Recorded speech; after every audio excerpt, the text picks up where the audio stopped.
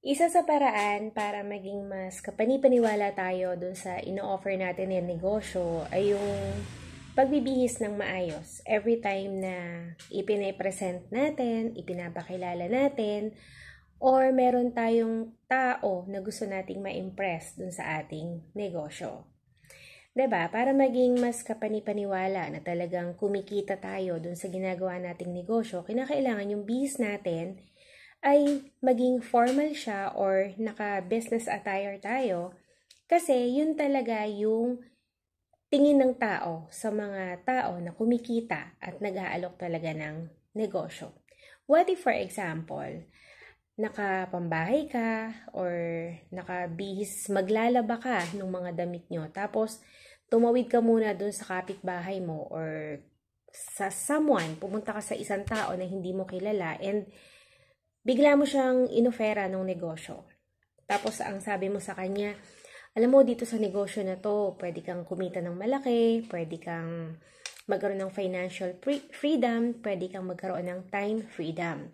Pero yung suot mo, yun nga, yung bis na maglalaba ka ng mga damit mo, ganyan. So, paano mo mapapakita ron yung time freedom kung ikaw mismo naglalaba ng sarili mong mga damit, ng damit ng pamilya nyo? Kasi 'di ba, kung time freedom 'yan, free ka dapat. Hindi ka dapat gumagawa ng mga gawaing bahay kasi pwede kang gumawa ng ibang bagay na mas presentable or mas kapaki-pakinabang. Di ko naman sinasabi na hindi presentable yung paglalaba, 'di ba? Pero just to give a good impression do sa mga tao na gusto natin talagang mahikayat dun sa negosyo natin.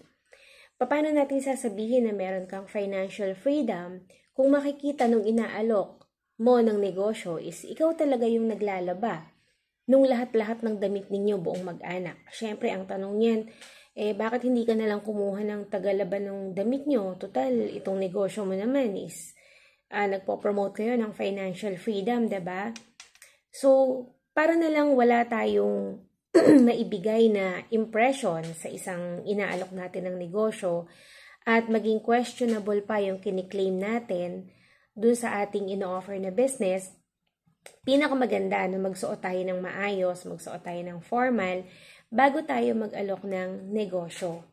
Kasi 'di ba, yun yung nasasalamin ng tao na inaalok mo dun sa negosyo na ino-offer mo sa kanya. So kung makikita niya na hindi ka naman talaga mukhang financially free or mukhang may time freedom, paano mo siya mako-convince na talagang yung sinasabi mo ay totoo? So, lagi nating tatandaan, kailangan nating mag-dress up for success. Kasi, yung mga tao na nakakausap natin, iniisip niyan kung ano ba talaga yung sinasabi natin. Gina-judge na nila tayo, dun pa lang sa pagharap natin sa kanila.